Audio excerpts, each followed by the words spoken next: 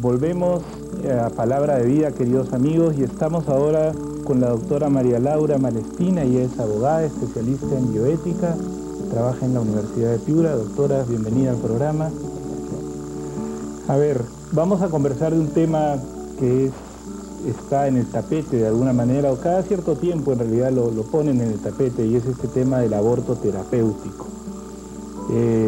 A ver, doctora, ¿qué es el aborto terapéutico? Bueno, en realidad no existe el aborto terapéutico. Existe el aborto directo o el aborto indirecto. Cuando se hace referencia al aborto terapéutico se hace por medidas supuestamente terapéuticas. Pero abortar es matar a otro ser humano. En este caso, a un feto que está dentro del organismo de su madre.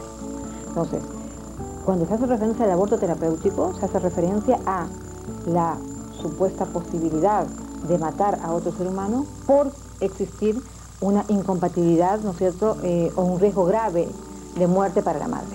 Entonces, en estos casos suele hablarse de aborto terapéutico.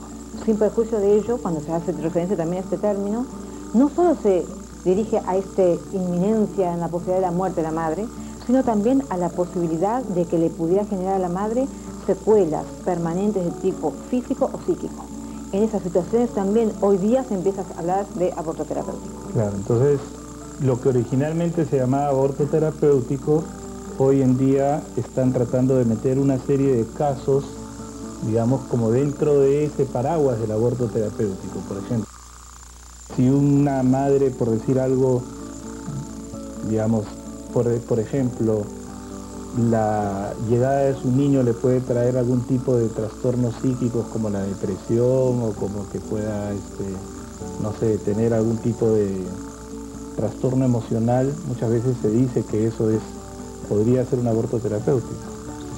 Se ha ampliado el término, efectivamente, pero en absoluto, porque en realidad no hay ningún tipo de incompatibilidad entre la vida de la madre y el hijo, ¿no? Claro. Sin embargo, efectivamente se empieza a colar este tema, argumentando que claro que si le causa un grave perjuicio a la salud emocional de la madre, podría justificarse, dicen algunos, este tipo de... ¿Y cuál es la diferencia entre aborto terapéutico y aborto eugenésico?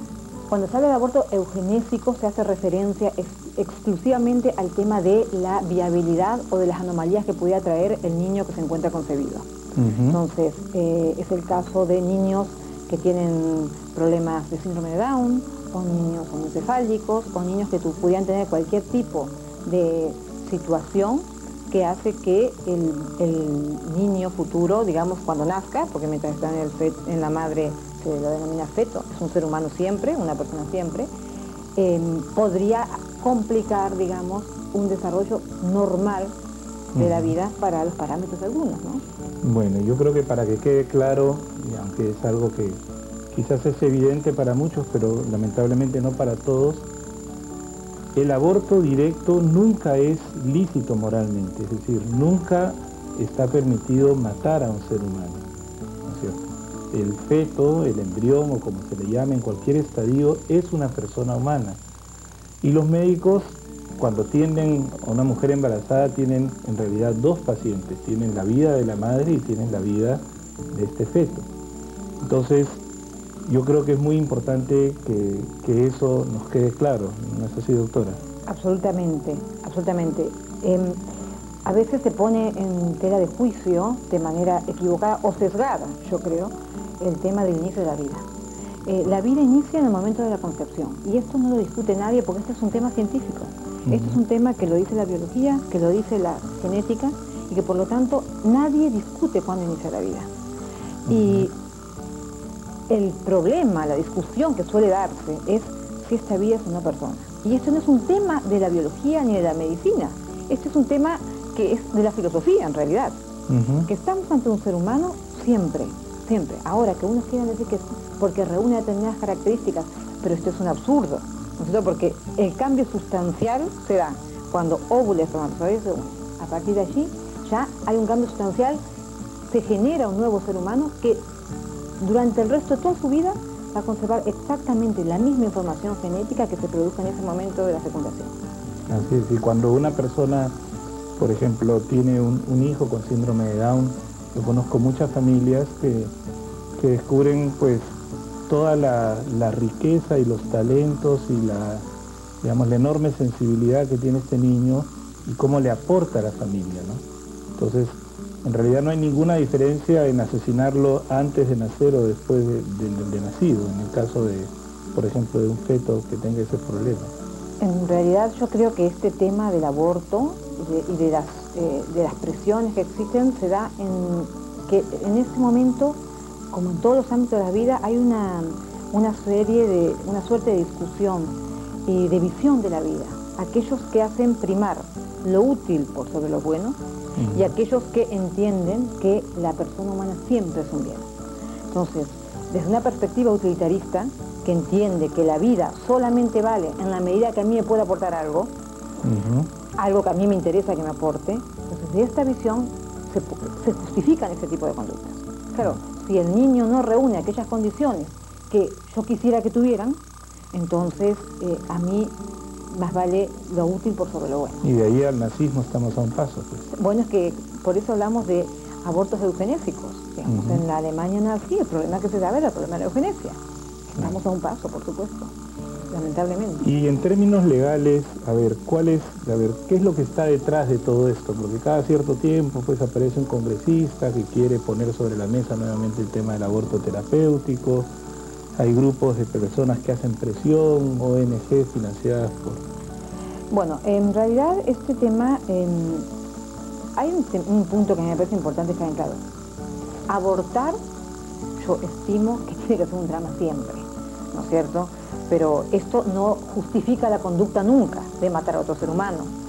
En realidad, las normas que están contenidas en los textos, digamos, del ordenamiento jurídico peruano son claramente en contra de esta posibilidad, ¿no?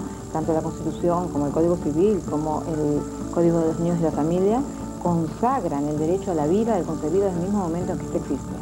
Con lo cual, cualquier intento de despenalizar este tipo de conductas tendría que generar una modificación de la Constitución, por lo menos, ¿no? Porque la Constitución es tan expresa y tan explícita que sería imposible admitir cualquier tipo de aborto con las normas legales que tenemos en este momento. Entonces, esto es inviable, ¿no? Habría que hacer una modificación de la Constitución, porque la Constitución dice claramente que el concebido se entiende sujeto de derecho para todo aquello que lo favorece. Por lo tanto es un ciudadano como cualquier otro. Bueno, ciudadano es a partir de 18 años, ¿no? Eso es, digamos, ciudadano es otro concepto, ¿no? Pero persona lo es, por supuesto. Los niños no son ciudadanos, ¿no? Son personas, pero el ciudadano es aquel que puede ejercer los derechos políticos, ¿no? Entonces, pero claro, por supuesto es un ser humano como cualquiera de nosotros. La diferencia es que se encuentra en sus primeros estadios de vida. Muy bien, yo creo que ahora que estamos en el Adviento, el Papa Benedicto XVI tenía una reflexión muy bonita el año pasado, me parece, sobre cómo parte del Adviento y parte de lo que tenemos que contemplar en ese Jesús que nace pobre en un pesebre es lo sagrado que es toda vida humana. Y nosotros, católicos o no católicos, si nosotros creemos en el valor de la vida, si creemos que existe una ley natural, pues ciertamente tenemos que defender la vida, especialmente la vida de las personas más débiles, la vida de las personas que no tienen quien los defienda. Doctora, le agradecemos muchísimo por su presencia en el programa, ojalá podamos tenerla otro día aquí con nosotros. Encantada, muchas gracias. Bueno, no se vayan, vamos a un corte y enseguida va a venir el padre José Chuquillanqui que nos va a hablar de una obra social muy interesante en Manchay. Los esperamos.